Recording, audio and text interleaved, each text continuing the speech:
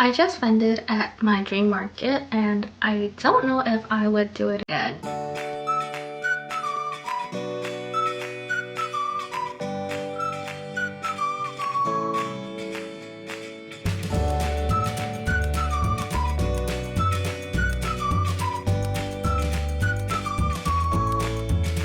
Hi guys, it's Ella here and I am a creative soul trying to make a living with my art. I just finished a 7-weekend pop-up at Bryant Park, which is the heart of New York City, and it is like a dream vending location. I will share with you my entire experience vending there. We'll talk about how much it cost, how much I sold, was it worth it, would I do it again, all of the lessons that I took away from this event, and my overall opinion. This is my very first market vlog, so I'm going to kind of ramble and then make it make sense in the editing process. Let's start with the details of the market. So this market was called Bryant Park's Makers Market, hosted by Urbanspace, and they're also the host of Winter Village in Bryant Park for the holiday seasons. I think that's what it's called. It's like the most famous holiday market in the city or even in the world maybe, but yeah, they host that and they do this Makers Market in the spring. The Christmas market is too expensive for me, so I don't do it, but the spring market I decided to give this a try, and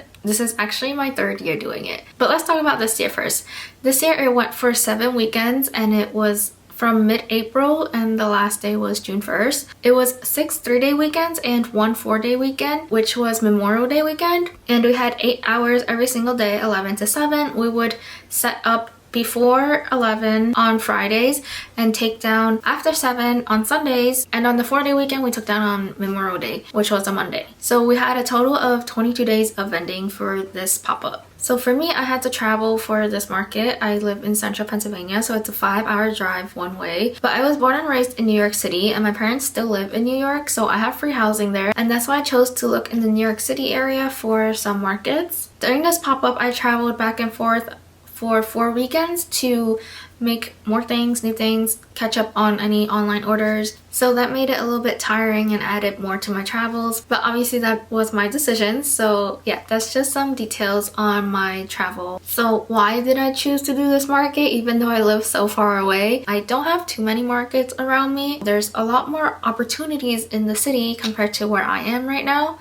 I think around me there is a Mother's Day market and maybe some small local ones, but obviously the audience is a little different and not as busy because it's a small town here. And I specifically chose this one because I had done it previously. Last year they ran it for 4 weekends and I did it for 4 weekends. It was okay. And then I did it 2 years ago and I tried it out for 1 weekend because this market is pretty expensive. That was the first time I tried it, and I tried it for 1 weekend. That went really well. That's why I chose to do it again. And I'm just more comfortable in the city. I'm a city girl at heart, so I really enjoy being around people, the city environment, and everything. So yeah, that's why I chose to do this market. So let me just talk about some of the things that I noticed about this market specifically and why it may not be the best market for me and my products. The biggest thing is that this is not a niche market, it's a maker's market, so kind of like all different types of products and all different types of customers. You know, the customers just want to come and support handmade stuff. So basically there is no niche to this market, but I did notice that a lot of jewelry shops did really well. I do have a section for jewelry in my shop as well, and I think I sold a good amount of that. So yeah, I guess people are always ready to spend money on jewelry. Second thing is that Bryant Park is a touristy area. Literally down the block is Times Squares. So there's a lot of tourists here and they want New York City things. A lot of people shop my booth and got stuff as souvenirs, but my things are not exactly New York related, and I think if I did have some more New York related things specifically for New York City, I would probably make some more sales. So maybe next year I'll add something, but we'll see. Now let's talk about the cost of the event. It was $800 for the 3-day weekend and $1,000 for the 4-day weekend, totaling $5,800 for the spots. Yeah. And then we had a canopy that we had to get, which was Urbanspace branded, and that was $400. There was an option to rent it for $200 a weekend, but I was doing 7 weekends, so it just made more sense for me to buy it. And the other thing is that this market requires an 8x8 tent. 3 years ago, I bought an 8x8 tent specifically for this market. All other markets require a 10x10. So I literally got the 8x8 specifically for this market, but now they needed a specific brand. And so I had to get a new 8x8 tent, which was another $300. So that brings my total to $6,500 just for the spot and everything else. But the canopy and the tent is not a hidden fee. If you sign up for the email list for vendors, when they send out the brochure information for the pop-ups, it has all of the fees in it. Like the canopy fee was mentioned. The issue with their canopy top being only for a specific tent, they didn't know until the first weekend of, so can't really blame them. But yeah, now let's talk about how much I sold. For the 7 weekends, I sold just under $10,000. So that brings my average to about $1,400 per weekend, and then after the booth fee and everything, it's about $500 a weekend. This is $500 before the material cost for my products and everything. And now right off the top of my head, I just did some quick math, and I had to pay for parking and travels, like the gas, traveling back and forth, even just the every other weekend, not even every weekend, because I was trying to save time and, you know, money. It's like an extra $100 per weekend. So yeah, I don't really want to do the math right now to see exactly how much I made for the whole pop-up. Not ready to face that. To be honest, I really didn't expect this, because my first ever market with them, I sold like $3,000 for the 4-day weekend, and the spot price did not go up at all. It was still $100 for $1,000 because it was a 4-day weekend. And then last year I sold an average of $2,000 a week, I think. At $2,000 a weekend, that's still pretty good. So that was kind of my goal this year. I just want to average $2,000 a weekend. But I do know that times are tough now, so I was a little worried, and I didn't really keep my expectations too high. There was also like 4 rainy days for this pop-up season, so nothing we could do about that. But yeah, I'm just grateful that people came out to shop. I'm just kind of glad at the fact that I most likely didn't lose money, but I don't know if it is worth my time if I didn't make much back, you know. Would I do this market again?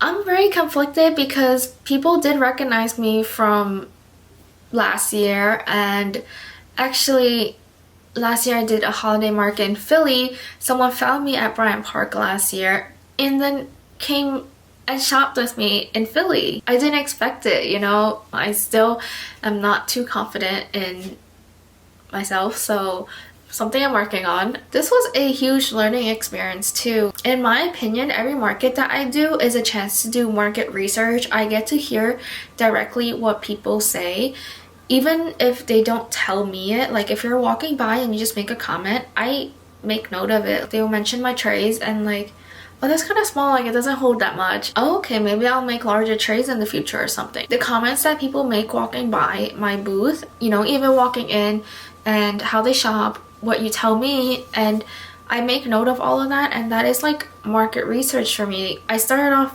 mostly relying on Instagram, and I myself don't use social media like that, so I don't really comment. If people were more like me, I would not know what people are thinking about. Not everyone on Instagram, social media leaves comments, so the things that people say walking by will help my business if I, you know, take it to heart and implement changes based on it. So yeah, there's a lot of lessons to be learned here. And since I made back more than my booth fee, I consider that a win, and I pretty much got paid to learn. So yeah, a big part of why I haven't really looked into other markets is that I first have done this one before and I have made money at this market. You know, trying out new markets, I don't know the audience, I don't know if I'll make money. That could be said about every market though, like this one. You know, even if I am doing it again, I don't know if I will make money, you know? So every market comes with its own risk. And just because I do another market doesn't guarantee me profit. I feel like I kind of established an audience here. Someone actually came out and shopped my booth on a rainy day, and I was just like so shocked because thank you, oh my god, it's freaking raining out there and you came just to shop my you know, my stuff. And so it was just really touching for me. I almost cried. It was unbelievable for me. That being said, I don't think the money that I made here is all the money that I will be making. Like I said, I feel like I established an audience here. People will shop online if I have stuff.